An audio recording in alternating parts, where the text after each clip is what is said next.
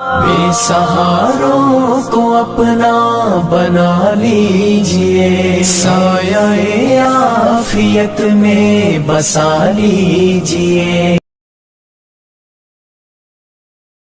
تو اس سلسلہ میں یہ نایاب کتاب، اس کے حوالے نہیں آپ کو کہیں ملیں گے، میں ریکارڈ کرا دوں، لوگوں کے کام آئے۔ الہلال ہے مولانا ابوالکلام آزاد رحمۃ اللہ علیہ کا، اور اس کی مکمل فائل ہے، دیوبندی حضرات نے اس کو چھپا دیا، الہلال اکیڈمی 32 شاہ عالم مارکیٹ لاہور، اور اس کی دوسری اور تیسری جلد اس میں۔ تو دوسری جلد میں سے میں پڑھتا ہوں۔ انہوں نے جب اسلام کی حکومت کے بارے میں لکھا کہ اسلامی حکومت جو ایسی حکومت لوگوں نے نہیں دیکھی، نہ بادشاہ رعیت کا کوئی فرق، بادشاہ تو کہتے ہی نہیں، نہ لباس میں، بلکہ یقین جانے رعایا کے آدمی کا مکان اچھا، اس کی خوراک اچھی، اس کا لباس، خلیفہ کا حال اس سے بہت خراب۔ ہاں، یہ چیز اسلامی حکومت۔ تو یہاں لکھتے ہیں، یہ 6 صفحہ دوسری جلد کا، سن لیں، میں یہاں تک جاتا ہوں تو ایسے ہی نہیں جاتا، اماموں کے دفتر ہیں میرے پاس 1400 سال کے، جو پڑھنے کے بعد کہتا ہوں کہ یہ باغیوں کا گروہ تھا، معاویہ رضی اللہ عنہ باغی تھے خلیفہ برحق کے خلاف، اور یزید بھی باغی تھا۔ یہ بھی سمجھا دوں گا کہ اماموں نے کہا باغی وہ نہیں جو حکومت کو نہ مانے، یہ حکومتوں نے گڑھی ہے اس طرح، باغی وہ ہے جو حق والے کا مقابلہ کرے، جو حق پر ہوگا وہ ایک ہی ہوگا، وہ الحق ہے، جو اس کی مخالفت کر رہے ہوں گے وہ بادشاہ اور سارے ہوں گے باغی۔ یہ فضل الباری اور المحلات لکھاؤں گا۔ یہ ایسی بات اگر ریکارڈ نہ کراؤں تو شاید دین کا یہ حصہ گم ہو جائے، قیامت تک اس کو یہ میں یاد کرا دینا چاہتا ہوں کہ لوگوں خلافت کے لیے تڑپتے رہو، دیر رات تمہارے دلوں میں یہ تمنا ہونی چاہیے کہ اسلامی خلافت دنیا میں آئے۔ اس کے لیے کوئی کام کر رہا اس کا ساتھ دو، کتابیں پڑھو، دلوں میں یہ جو جگاؤ اور یہ آگ بھڑکارو کہ اگر اسلام کا راج نہیں دنیا میں تو مسلمانوں کا جینا جڑا یہ ذلت کی زندگی ہے۔ خدا کی کتاب معطل اور بندوں کے قانون دنیا پر چلے رہے۔ سن لیں، ہمارا عقیدہ ہے کہ اگر قیامت کے دن دنیا کے ظالموں کی صفوف عام فساق و فجار سے الگ قرار دی جائیں گی، دوسرے مجرم الگ ہوں گے، ظالموں کی صفیں الگ، تو ان میں سب سے پہلی صف یقیناً بنی امیہ کی ہوگی۔ انہی ظالموں نے اسلام کی اس روح حریت کو غارت ظلم استبداد کیا، اور اس کے عین عروج اور نشر و نما کے وقت اس کی قوت نمو کو اپنے اغراض شخصیاری سے کچل ڈالا۔ یہ جرم ہے۔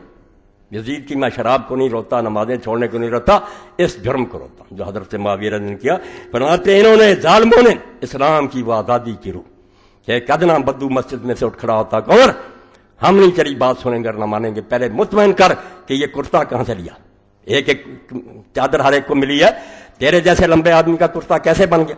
یہ تھی آزادی کی روح جو غلاموں اور ادنا بندوں میں حضور نے بھر دی تھی، مگر اس کو انہوں نے چھین لیا۔ ایک طرف روپے تقسیم کیے، دوسری طرف تلوار لہرائی کہ جو بولے گا سر اڑا دیا جائے گا۔ ظالموں نے اسلام کی اس روح حریت کو غارت ظلم استبداد کیا، اور اس کے عین عروج اور نشو و نما کے وقت اس کی قوت نمو کو اپنے اغراض شخصیہ کے لیے کچل ڈالا، اپنے ذاتی مفادوں کے لیے اس روح کو کچل ڈالو کہ نہیں بولنے دیں گے کسی کو۔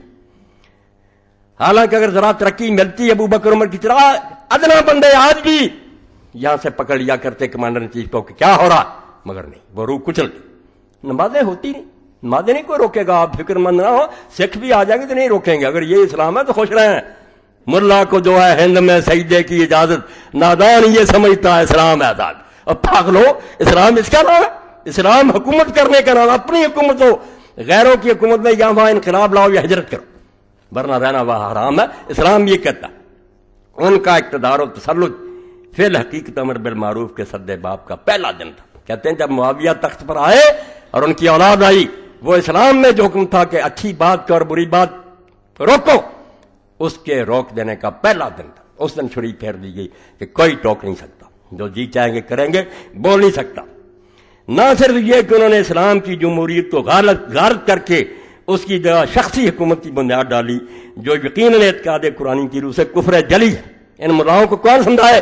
وہ کہتا ہے جب جمہوری حکومت ختم ہوگی اور شخصی حکومت بن گئی کہ میرا راج اور بعد میں جس کو چاہوں گا دوں گا نا۔ عبد الملک ولید کو دے گیا، سلیمان بیٹے کو دے گیا، مگر ولید کی نیت خراب ہوگی، اس نے چاہا میں باپ کی وصیت ختم کر دوں، یعنی تماشا بن گیا اسلامی حکومت۔ مسلمان بس دیکھتے ہیں کون آ رہا، بول نہیں کچھ سکتا کیا ہو رہا۔ ولید کا جی چاہا اپنے بیٹے کو دے دوں، اور یہ جرنیل جو تھے حجاج بن یوسف اور محمد بن قاسم قتیبہ میں، یہ بھی ساتھ ہوگا۔ انہوں نے کہا ٹھیک ہے، ولید ٹھیک کہتا، اس کے بیٹے کے سامی ہو جائیں گے، جدھر رخ دیکھتے ہیں بادشاہ کو ادھر ہو جاتے ہیں نا۔ سلیمان کو پتہ چل گیا اس نے کہا میں نہیں یہ وصیت بدلنے دوں گا. خیر ولید مر گیا, سلیمان آ گیا, اس نے بیٹھتے حجاج کو بھی معطل کیا, جائیداد ضبط کی, برے حال میں مارا. محمد بن قاسم کو گھوڑے کے پیچھے باندھ کر مارا کہ تم میری وصیت ختم کرنا چاہتے. یہ اسلامی حکومت سے یہ تماشے بنے. پھر قتیبہ بن مسلم مرا, موسیٰ بن نصیر گلیوں میں دھکے کھاتا, سارے جرنیل اس نے معطل کر کے برے حال میں انہیں مارا. تو یہ حکومت تماشا بنا دی مسلمانوں نے. مسلمان نہیں بول سکتے, ان کا کوئی دخل نہیں, ہم کوئی زبردستی بیٹھ جائیں کس کو دیتے جائیں. تو مولانا لکھتے ہیں یہ قرآن کی اسے کفر جلی ہے, چھوٹا کفر نہیں, ننگا کفر ہے کہ ایک انسان بادشاہ بن جائے. بلکہ سب سے بڑا ظلم یہ کیا کہ اظہار حق اور امر بالمعروف کی قوت کو تلوار کے زور سے دبا دینا چاہا. پچھلوں نے نہیں, معاویہ نے. جاؤ صحابہ کے حالات دیکھو, کسی غریب نے کہا اسی کا حاکم حکم ابن عمر غفاری خود کمانڈر بنا کر بھیجا, مال غنیمت لکھا کہ سونا چاندی نکال کر مزے دے در باقی قرآن کے مطابق تقسیم کرو. زیاد نے یہ خط لکھا, اس نے کہا نہیں, امیر المومنین کے خط سے پہلے اللہ کی کتاب ہے, پائی پائی تقسیم ہوگی جیسے قرآن کہتا. اور سزا کیا ملی پھر اس کو؟ اسی وقت معطل کر کے بیڑیاں لگائیں اور وہ جیل میں پڑا. صحابی رسول اس حکومت کی بات کرتے, وہ ناراض ہیں جو یزید کی باتیں کرتے رہتے ہیں کہ بعد یزید کچھ بھی نہیں. وہ تو اس کے باپ کے ظلم دیکھو کہ دین کے ساتھ اس نے کیا برتاؤ کیا, کیا اسلام کا بنا, اور کس طرح اللہ کے نیک بندوں کی زبانیں کاٹی گئیں. اور مسلمانوں کی حق گوئی کو تلوار کے زور سے, اور مسلمانوں کی حق گوئی کی ترقی گناہ ورورے کو مزمل کر دیا. سہم گئے بھائی, روز کون مرتا ہے, ڈر گئے لوگ, نہیں بول سکتے. تاہم چونکہ عہد نبوت کا فیضان روحانی اور تعلیم قرآنی کا اثر ابھی بالکل تازہ تھا, حضور کا اثر اتنی جلدی تو نہیں دور ہو سکتا, ابھی لوگ تھے. اس لیے اگرچہ طرح طرح کی بدعات اور محدثات و معاصی کا بازار گرم ہو گیا تھا. یہ تمہارے اہل حدیثوں کے امام الہند لکھ رہے ہیں کہ بدعتوں کا بازار گرم تھا اور گناہ کی ریل پیل تھی, لیکن پھر بھی امر بالمعروف کی آواز کی گرج کوفہ اور دمشق کے ایوان و محل کو لرزا دیتی. کبھی کبھی کوئی نکل آتا تھا دیوانہ جو محل میں جا کر اعلان کر دیتا تھا کہ بے شک اس کا سر کاٹ دیا جاتا, مگر نکلتے رہے. یہ میں نے پڑھا, ایک لمبا مگر اس میں تھوڑا سا پڑھ دیا. اب دوسری بدعت کا لکھتے ہیں, کہتے ہیں ذکر نہ کرو. انہوں نے کیے کام ہم صرف بیان نہ کریں. ستیہ ناش کیا دین کا کہ امیر المومنین علی جیسا آدمی رسول اللہ کا داماد خلیفہ راشد, اور رسول اللہ کے ساتھ ایسے جیسے موسیٰ کے ممبروں پر کہ جمعے کے خطبے میں بھی دوسرے حصے میں رکھ دیا کہ جہاں خطیب اور باتیں کہے یہ بھی کہے کہ لعن اللہ علی محبی, علی اور اس پر محبت رکھنے والوں پر لعن. جا پوچھو ام سلمہ رضی اللہ عنہا سے, رسول اللہ کی بیوی سے. گیا ایک آدمی, انہوں نے کہا تمہارے سامنے ممبر رسول پر حضور کو گالیاں دی جاتی ہیں, حدیث. انہوں نے کہا ماں کون گالی دے سکتا؟ انہوں نے کہا کہتے نہیں کہ علی اور اس سے محبت رکھنے والوں پر لعنت. میں حضور کے گھر میں رہی ہوں, سب سے بڑھ کر محبت تو علی سے حضور رکھ کرتے تھے. یہ کہاں تک بات جاتی؟ اور حضور نے کہا جس نے علی کو گالی دی اس نے مجھ کو گالی دی. یہ حدیثیں ہماری صحیح, ان کو چھپاتے ہیں. اور تم تاریخ کو آگ لگا دو, میں کہتا ہوں لگا دو. تمہارے سارے جو جھوٹے مسئلے ہیں نا کہ حسین واپس آنا, یہ وہاں سے ہی تم لیتے ہو, حدیث کی طرف نہیں آتے. حدیث میں ان کا شکل دیکھو تو کبھی بھی نام نہ لو کو. تو پھر فرماتے ہیں ان لوگوں نے بنی امیہ کا سب سے بڑا ظلم جو انہوں نے اسلام پر کیا یہ تھا کہ خلافت راشدہ اسلامیہ کو, جس کی بنا اجماع و مشورہ مسلمین پر تھی, کوئی نہیں بیٹھ سکتا جب مسلمان اپنی مرضی سے نہ چنے. اور یہ بھی کوئی بیعت کا طریقہ نہیں کہ باپ تخت پر بیٹھ جائے, بیعت لے لی. یہ تو لیتے ہیں لوگ, ریفرنڈم کراتے ہیں, یہ بیعت ہوتی ہے. تخت پر بیٹھا سارے ہاں جی کہتے ہیں. بیعت اس کا نام ہے کہ ابو بکر عمر کی طرح بے اختیار ہو, تمہاری کوئی حکومت نہیں ہے. پھر لوگوں سے پوچھو, بادشاہ پوچھتا اپنے لیے کہ مجھے مانتے ہو یا نہیں, یا باپ بیٹے کے لیے پوچھتا بادشاہ پہ, کوئی دیوانہ ہی ہوگا جو انکار کرے گا. یہ بیعت کہلاتی نہیں, جرم ہے. بیعت مانگی نہیں جاتی, کی جاتی. میرا جی چاہتا کسی کو ووٹ دوں, نہیں چاہتا کیوں تنگ کرتے ہو مجھے.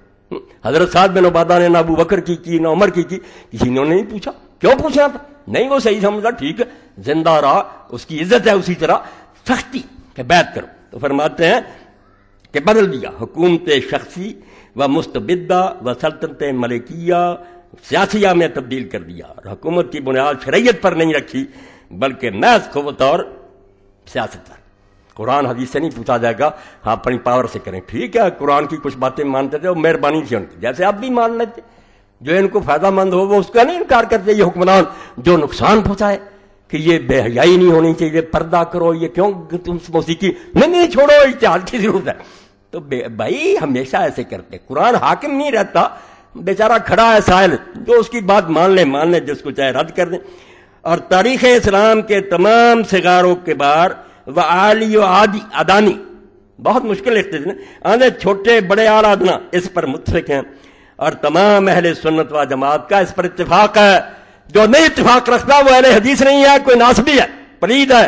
اہل سنت کا اس پر اتفاق ہے کہ یہ ایک سخت بدعت تھی، اور مطابق ارشاد صادق و مصدوق علیہ السلام خود حضور کے فرمان کے مطابق ملک کے عزوز کا آغاز تھا، ظالم بادشاہی کا آغاز تھا حضرت معاویہ سے، کیونکہ آپ نے کیا دیا تھا، خلافت میرے بعد 30 سال ہے، پھر ملک کے عزوز ہے۔ نبی کو نہ جھٹلا، یہ جائیں جہاں جائیں، ہم کہتے ہیں اللہ لے جائے جنت میں، ہمیں کوئی، مگر اسلام کو نقصان پہنچے، ولیکن خلافت راہ گم کر کہ اول مومن اور شاہی ہم، وہی تخت، وہی تاج، وہی دربان۔ پھر لکھتے ہیں اور سنو، ازاں جملہ بنی امیہ والے مروان کی ایک سب سے بڑی ہادم شریعت اور پر معصیت و فسق و عدوان بدعت شرعیہ، دین کو تباہ کرنے والی گناہوں سے بھری بدعت وہ تھی جس کا انتقامانہ اتباع برادران شیعہ نے شروع کیا۔ کہتے یہ بیوقوف بن گئے اور معاویہ کی غلط سنت پر چل پڑے، نفرت ہوگی، تبرہ کرتے ہیں، مگر شروع کس نے کی؟ یہ بدعت کس نے شروع کی؟ شیعوں نے نہیں کی، حضرت معاویہ نے شروع کی۔ اور افسوس ہے کہ بدبختانہ شاید آج تک کرتے ہیں، یہ شیعوں کے بارے کہتے ہیں کہ وہی سنت پر عمل کرتے ہیں۔ یعنی سب سے پہلے سرزمین اسلام میں جو رحم و محبت اور صلح و اخوت ہی کی تخم ریزی کے لیے بنی تھی کہ پیار، اسلام پیار کے لیے، سب و شتم اور لعن و تبرے کا تخم انہوں نے بویا، لعنت، اور وہی گھروں میں بیٹھ کر نہیں، مقدس مساجد اسلام میں جو صرف عبادت و طاعت الہی و اذکار و اشغال مقدسہ کے لیے بنائی گئی تھیں کہ اللہ کی یاد کی جائے اور یہاں درود پڑے جائیں، اپنے اغراض نفسانیہ منکرہ سیاسیہ سے اہل بیت نبوت حضرت امیر علیہ السلام پر علانیہ لعنت بھیجنی شروع کی۔ توبہ توبہ۔ اب کہتے ہیں صحابی کو برانا، جنہوں نے ممبروں پر لعنت کی علی کو، علی صحابی بھی نہیں ہے، اللہ کا خوف کرو، اور چیختے رہے حضرت سعید بن زید جیسے اور دوسرے کہ ظالموں ممبر پر کھڑے ہو کر یہ ابو داؤد شریف میں سے نکال لو، کہ شرم نہیں آتی، رسول اللہ نے اسے جنتی کہا ہے، 10 جنتی صحابہ اور تم اس کو گالیاں دے رہے ہیں۔ اس کے بعد پھر فرماتے ہیں کہ ان لوگوں نے کیا کیا کیا، بالکل دین اسلام کا تماشا بنا لیا۔ بنی امیہ کی سب سے پہلی بدعت اور اسلام و مسلمین پر ان کا اولین ظلم یہ تھا کہ نظام حکومت اسلامیہ کا تختہ یکسر اٹھ دیا اور خلافت راشدہ جمہوریہ سیاح کی جگہ مستبدہ ڈکٹیٹرشپ و ملک کے عزوز کی بنیاد ڈالی۔ یہ انقلاب بہت شدید تھا۔ آج لوگوں کو محسوس نہ ہو چلو جی جو جی چاہے آ گیا، تو یہ اس لیے کہ دین سے ہم دور ہو گئے، ہمیں پتہ ہی نہیں کہ حکومت تو ڈرائیونگ سیٹ ہے، یہ معمولی بات نہیں، جیسے ڈرائیور غلط بیٹھ گیا وہ لے جائے گا جدھر کو لے جانا چاہتا، آپ کرتے رہیں دعائیں، روتے رہیں، وہ اگر جانا چاہتا گنگا کو، آپ مکہ نہیں جائیں گے، کبھی نہیں جائیں گے۔ حکمران جو ہے یہ امیر ہے، اس کے ہاتھ میں باغ ڈور، یہ غلط ہو گیا، سارا قبلہ ٹیڑھا ہو جائے گا۔ اس لیے فرماتے ہیں یہ انقلاب بہت شدید تھا، چھوٹی بات نہیں تھی، دین برباد ہو رہا تھا اور بہت مشکل تھا کہ ملک کو اس پر راضی کیا جائے۔ ابھی لوگ تازہ تھے، صحابہ کرام بھی ابھی موجود تھے اور خلافت راشدہ کے واقعات بچے بچے کی زبان پر تھے، اس لیے کس چیز سے کام دیا گیا؟ لوگ تو تڑپتے تھے کیا ہو رہا ہے، اس لیے سے احساس اسلامی کو مٹانے کے لیے تلوار سے کام لیا گیا۔ تلواریں ننگی ہو گئیں، جلاد کھڑے ہو گئے کہ بولو جو حکومت کے خلاف بولتا، اور جس نے قوت حق و معروف سے زبان کھولی اس کو زور و شمشیر اس کو زر و شمشیر و خنجر ضربی۔ ابن استیاب لکھتے ہیں ابن عبد البر استیاب میں کہ لوگوں نے پوچھا کہ معاویہ کیوں کامیاب، اس نے کہا میں نے بیت المال سے لوگوں کو دینا شروع کر دیا، لٹا دیا خزانہ، جہاں سے عمر ایک انگلی شہد کی نہیں لیتا تھا جب تک امت سے اجازت نہیں لیتا، کرپشن شروع کر دی، زور و شمشیر و خنجر سے چپ کرایا گیا۔ رفتہ رفتہ احساس منقلب اور خیالات پلٹے کھانے لگے، 14ویں صدی تک پہنچتے پہنچتے سب کچھ بدل گیا، لوگوں کے دل سے وہ بات ہی نکل گئی کہ یہ حکمران کیا کرتے ہیں ٹوکنا، اور حقیقت روز بروز مستور و محجوب ہوتی گئی، مٹ گئی ساری۔ اب